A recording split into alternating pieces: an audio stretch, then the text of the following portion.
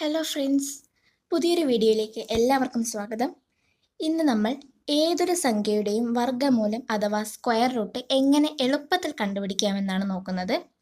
USS, NMMS, PSC തുടങ്ങി ഏത് മത്സര പരീക്ഷയ്ക്ക് തയ്യാറെടുക്കുന്നവർക്കും വളരെ ഹെൽപ്ഫുൾ ആയിട്ടുള്ളൊരു വീഡിയോ ആണിത്. സോ വീഡിയോ സ്കിപ്പ് ചെയ്യാതെ അവസാനം വരെ കാണുക. യൂസ്ഫുൾ ആയിട്ട് തോന്നുവാണെങ്കിൽ ലൈക്ക് ചെയ്യാനും സബ്സ്ക്രൈബ് ചെയ്യാനും മറക്കണ്ട. സോ നമുക്ക് വീഡിയോയിലേക്ക് കിടക്കാം. നമ്മളിവിടെ ഉദാഹരണത്തിന് 1156 എടുക്കുന്നത്. ഇതിൻ്റെ വർഗ്ഗമൂലം കാണാനായിട്ട് ഇതിൻ്റെ ഒറ്റയുടെ സ്ഥാനത്തുള്ള അക്കം നോക്കുക, 6 കണ്ടു.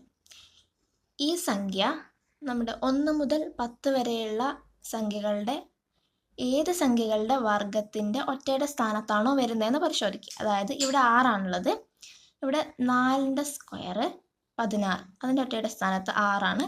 അതേപോലെ 6ൻ്റെ സ്ക്വയർ 36, അതിൻ്റെ ഒറ്റയുടെ സ്ഥാനത്ത് 6. അപ്പം നമുക്ക് ഓപ്ഷനായിട്ടുള്ളത് 4ഉം 6ഉമാണ്. 4, 6. ഇനി അതവിടെ വയ്ക്കുക. ഇനി ഈ ഫസ്റ്റത്തെ 2 നമ്പേഴ്സ് നോക്കുക. 11 എന്നാണ് കിട്ടിയിട്ടുള്ളത്.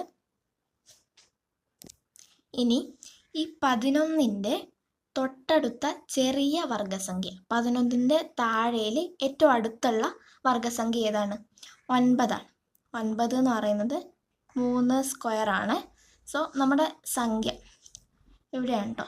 ഇതാണ് നമ്മുടെ സംഖ്യ എന്ന് വിചാരിക്കുക. അതിൻ്റെ ഒന്നാമത്തെ നമ്പർ നമുക്ക് കിട്ടിയിട്ടുണ്ട് 3. ഈ 3.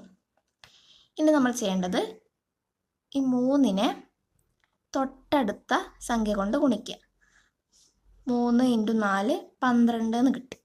ഇനി ഈ 12ഉം നമുക്ക് നേരത്തെ ഇവിടെ എടുത്ത സംഖ്യ തന്നെ 11 ആയിട്ടുള്ള ബന്ധം നോക്കുക. അതായത് ഈ 11 എന്ന് പറയുന്നത് 12നേക്കാൾ ചെറുതാണ്. അതുകൊണ്ട് തന്നെ ഈ 2 ഓപ്ഷനിൽ നിന്ന് നമ്മൾ ചെറുത് സെലക്ട് ചെയ്യാം. 4, 34. നമുക്ക് സംഖ്യ കിട്ടിയിട്ടുണ്ട്. നമുക്ക് ഉദാഹരണത്തിന് വേണ്ടിയിട്ട് ഒരു നമ്പറും കൂടെ എടുത്ത് പരിശോധിക്കാം. ഒരു നമ്പറും കൂടെ നമുക്ക് പരിശോധിച്ച് നോക്കാം. 2116 എന്നുള്ള നമ്പറാണ് നമ്മൾ എടുത്തിട്ടുള്ളത്. ഫസ്റ്റിൽ ഇതിൻ്റെ ഒറ്റയുടെ സ്ഥാനത്തെ അക്കം നോക്കുക. നമ്മൾ നേരത്തെ പറഞ്ഞ പോലെ തന്നെ 6. 6 4ൻ്റെയും 6ൻ്റെയും വർഗ്ഗത്തിൻ്റെ ഒറ്റയുടെ സ്ഥാനത്ത് വരുന്നതാണ്. അപ്പോൾ അത് തന്നെയാണ് വരിക. ഇനി 21.